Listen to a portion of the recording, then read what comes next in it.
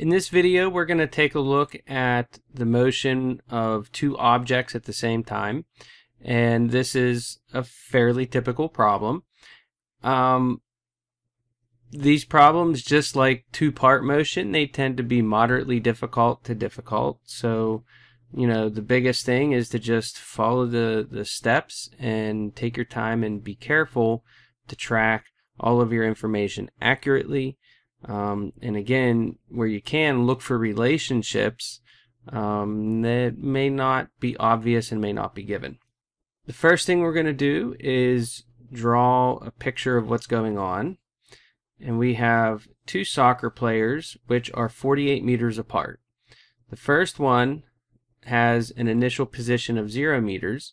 The second one has an initial position of 48 meters. One player is running to the right and the other is going to be running to the left. They're accelerating and they're going to meet somewhere in the middle.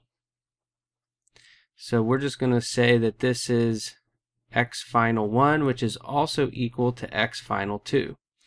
Now, this is a situation where I highly recommend you avoid trying to do this in terms of displacements, because you don't know what displacement 1 and displacement 2 are going to be. You can't find them because you don't have the time interval to go from the starting point to the finishing point. It's not that it's not possible, but you're making a little bit more work for yourself by doing that. You may have a little bit of mental acrobatics that you have to do in order to accomplish your task. So we're going to treat this entirely from the perspective of positions. And we'll say that player 1 has an acceleration of 0.5 meters per second squared. So we'll say this is player 1 here. The acceleration is 0.5 meters per second squared. We know that V initial is 0. V final is an unknown quantity. The final position is unknown, but we know that it's equal to the final position of number 2, of the second runner.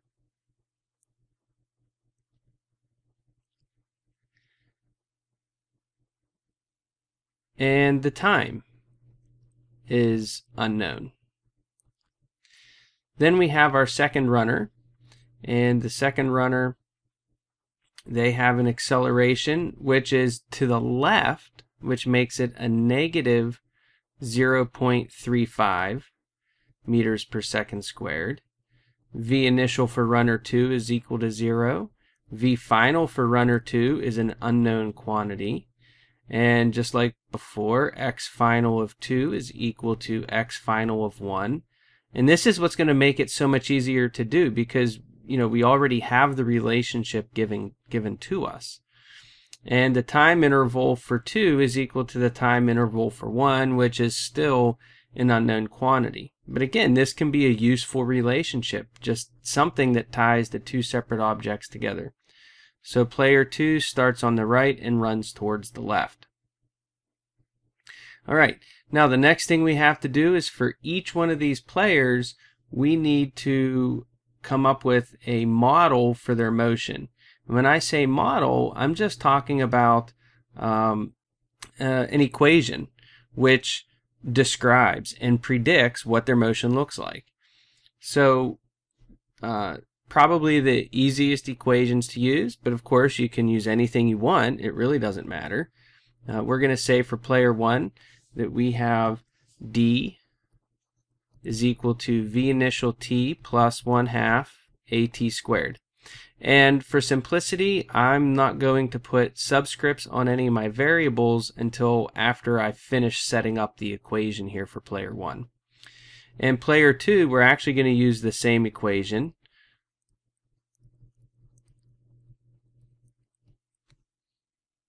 And so we'll work them together.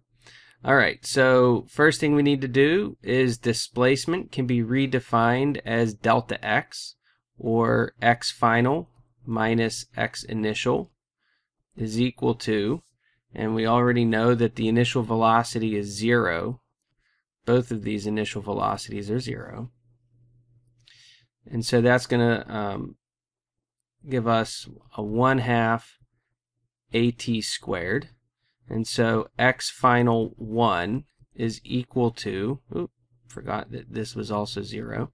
So x final 1 is equal to 1/2 A1 t squared.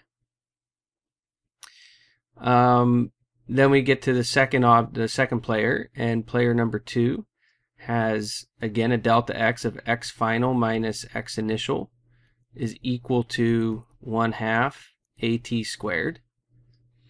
X initial for player 2 is actually a number because they start out at 48 meters. So we get x final 2 is equal to x initial 2 plus 1/2 AT squared. Now, I want you to notice something, and this is important because it has to do with consistency throughout your problem solving. And that is, I did not put a negative sign in here for this acceleration of player 2. We know that it's negative. But if I put a negative sign in here now, then that means when I substitute this value for the acceleration, I have to remove that negative sign because I've already accounted for the direction. So it's really important that you just take the equations as they're given in their fundamental form, do all of the algebra on it, let the minus signs do what they're going to do algebraically, and then use the appropriate values for your variables with their appropriate minus signs, and everything will work out for you perfectly every time if you follow that. But if you start doing things like making this a negative, inevitably you're going to forget to remove that negative sign to make everything work. Okay, so let's go ahead and finish this up. So what we have here is x final 1 is equal to 1/2 A1 t squared. X final 2 is equal to x initial 2 plus 1/2 A2 t squared. And it would appear that x final 1 and x final 2 are different, but we have this relationship here that says that they're the same thing because they meet at the same location in space. So we'll set them equal to each other by writing that statement. X final 1 is equal to x final 2, and so I will substitute that into there and this stuff into there. So we'll have 1/2 A1 t squared is equal to x initial 2 plus 1/2 A2 t squared. We can move this term to the other side, and we'll get 1/2 A1 t squared minus 1/2 A2 t squared is equal to x initial 2. Okay, now remember, ultimately we're looking to isolate t squared so we can solve for t. All right, so now what we'll do is we'll factor out the 1/2 A1 and the 1/2 A2, or better yet, maybe we just multiply everything by 2 first. So we'll get A1 t squared minus A2 t squared is equal to 2 x initial 2. Factor out t squared, and we'll get t squared times A1 minus A2 is equal to 2 x initial 2. So t squared is equal to the square root of 2 x initial 2 divided by A1 minus A2. All right, now conceptually, when we look at this problem, it might appear as though this is going to increase our overall time interval, because when you make a denominator small, you make the overall value, the relationship between t and this denominator, is going to make it bigger. But A2 was a negative value, if you recall. And I keep making this mistake. That should be a 2 there. Subscript, not superscript. Okay, so, and that should just be t. Sorry about that. Okay, so now all we have to do is substitute. And so we're going to have t is equal to the square root of 2 times 48 divided by 0.5 minus a minus 0.3. Now, I made a mistake up here. This should be a 0.30, not a 0.35. And these negatives become positive. This does exactly what we need it to do conceptually. So let's go ahead and calculate that now. And we're going to get 2 times 48 divided by the whole quantity of 0.5 plus 0.3. And then we'll take the square root of that answer. And that's going to give us 10.95 seconds. So t is equal to 10.95 seconds, which we would round to 11 seconds, 11.0 to 3 sig figs. All right, so that was the algebraic solution. Now, the graphical solution to this, if we pull up our calculator once again,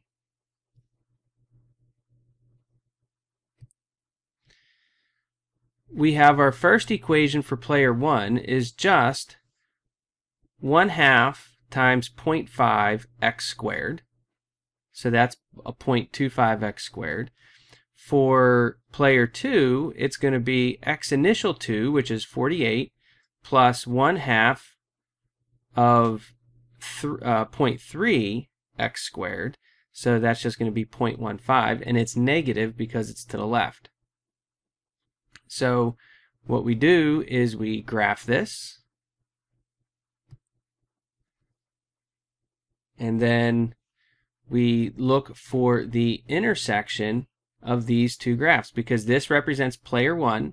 We know this is the first graph because it starts down here at 0, the y-intercept is 0, and it's a concave up parabola, meaning the acceleration is positive. Here we have player 2 because the y-intercept is at plus 48 meters, and it's accelerating downward. It's a concave down parabola, and so that indicates the speed is increasing in the negative direction, and they cross paths at this point. So we can visualize what's going on. Now remember that the y-axis represents the position horizontally, and the x-axis is representing time, not a position in space, but time. So now we use our calculator to find the intersection. So we'll go second trace, or to get to the intersection feature. So we take our best guess is going to be right here. We'll go through and answer their questions. Curve 2, best guess, and it tells us that the intersection is at 10.95, which is exactly what we computed. And the other nice thing about the graphical solution here is it also tells us what the y-axis value is. And the y-axis value represents the position, not displacement, but the position. And so it takes 11 seconds, and they're located at 30 meters to the right of the origin.